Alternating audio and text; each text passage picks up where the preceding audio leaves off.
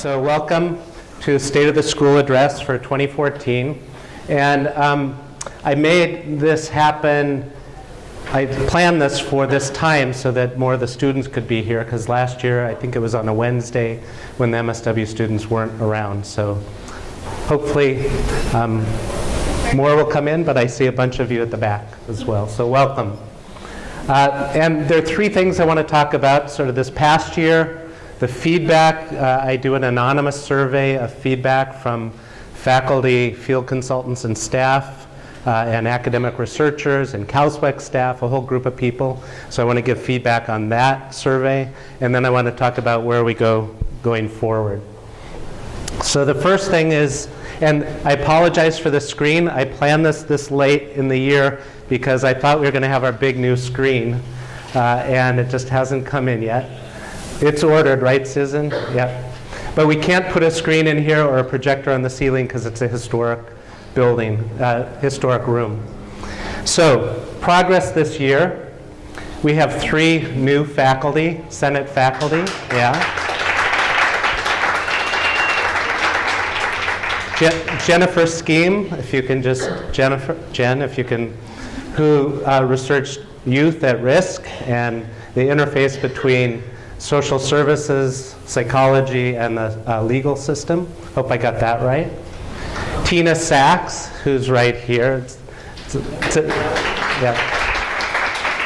And Tina works on healthcare and health policy, particularly in the African American community, African American women. And Anu Gomez, who's not here, right? I didn't see Anu. But Anu, who comes with also an expertise in healthcare, and particularly reproductive rights and reproductive care. And they join 4 of us who have joined just in the last 3 years. So 7 of our 16 Senate faculty are new just in the last 3 years. So it's a really changed group of people present in the building. In addition, there have been transitions this year. Julian, I saw you back there. Julian became full professor, promoted from associate to full. Yeah, there's a lot to be grateful for. Andy Charlack moved up to step 7, full professor. For some of you that may not mean a lot, but it's a major step in the professorial rank. So congratulations, Andy.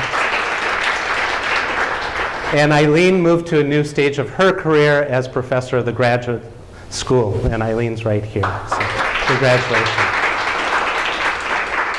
Also, Jill Burke, who couldn't be here, was elected to the American Academy of Social Work and Social Welfare. That's an honorific society. There are about probably 60 faculty in the entire country that are elected to the American Academy. So Jill was just elected this year. One of, I think, 11 who were just inducted this last Saturday in Tampa, Florida. And Jill joins makes 7 of us that have been elected. Not all of us have joined, but 7 that have been elected among our faculty to the American Academy of Social Work and Social Welfare. And that's probably the largest proportion of faculty in any one faculty in the American Academy. And if you'd include our alumni, we'd probably be about 20% of the American Academy. So that's very impressive. We added Christina Feliciano as a continuing appointment in the field, as a field consultant. She's been around 91.5% time, and we are moving, starting in January, she'll be full-time on a continuing basis. So Christina also joins, then 3 others who in the last 4 years have joined us as field consultants, and that's half of the 8 field consultants are new in the last 4 years. So Andrea Dubrow, is Andrea here? I don't think so. Jennifer Jackson's right here. Luna Calderon joined Christina as relatively newbies. This year we also increased our student fellowships by 23%, so the number of fellowships were increased by 23%, and the actual total awarded was increased by 26%. And some of the examples of things that we've done also are HRSA grant. What is it? What is HRSA? Health Resources Services Administration. Yeah, Health Resources Services Administration. And the title has nothing to do with what the grant is. It's for training mental health workers. And so it's $400,000 of new student stipends over the next 3 years, $10,000 each to 30, 40 stipends given out over the next 3 years for mental health training. And then the CalQuil grant, excuse me, which runs over 5 years, that Jill Burke is heading, and that's about $100,000 in new student support, stipends for child welfare leadership training over the next 5 years. So together those are about almost $1 million in new student aid. Sorry, I got a scratch in my throat. Silda Covington, one of our early alumnas, recently died and left us in her estate about $450,000 for student fellowships and 64 paintings, which are now in the building, and we're going to have appraised. No Picassos and no Monets, but they're very nice paintings. But Silda's fellowship will pretty immediately come into play because we're supposed to have a check for most of it this week. So that's a wonderful gift from the estate of Silda Covington. Overall, about each year we give $2 million in student aid. So we're constantly trying to increase that because we do recognize that financial pressure on students with tuition and fees is increasing, and we're trying to decrease that through increased aid to students. I'm very proud of our incoming MSW class. It's a very diverse group of students. 36% are underrepresented minorities.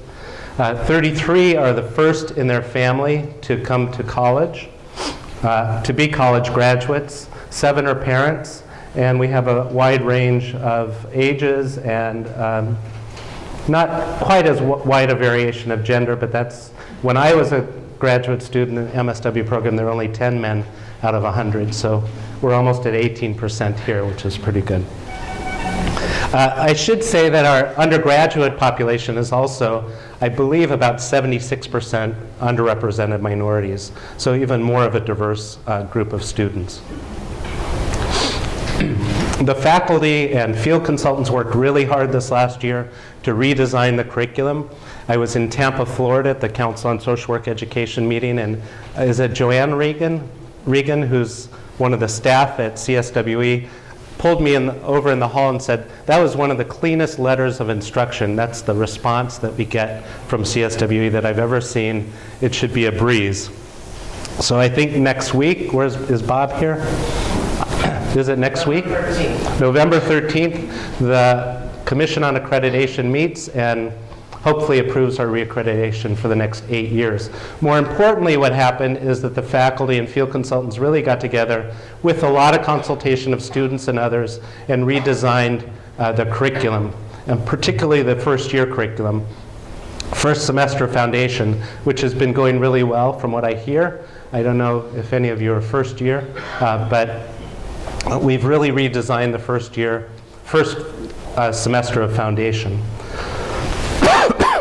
Another concern that I had when I came in is that we over-relied on GSI, graduate student instructor positions, to fund our doctoral program. And so I really sought to increase the number of GSR, graduate student researcher positions. And in fact, we have 21 GSRs now in the building, 6, well, not in the building, but in the school, 6 GSIs, and we even have 4 postdocs this year in the building. Surprising, shocking to me, but 2 weeks ago, Jim Midgley sent me an email. Somebody had sent him that Berkeley's undergraduate program was ranked #1 in the country. The first time anybody has ranked social work undergraduate programs, and of all the programs in the country, there are probably 500 or more, we were ranked #1 in the country. I sat with Lynn Videka, the dean at NYU, which was ranked #2, and we were both giddy about it, and the other deans weren't so happy about it. So we'll try to maintain that. I have no idea what the criteria were and who did the ranking. You know, these rankings are a little suspicious. But it was very good, and you might have seen that the chancellor actually put it out as part of the chancellor's message about undergraduate education. And they ranked us that way without even knowing all the changes we've made. We've put a lot more Senate faculty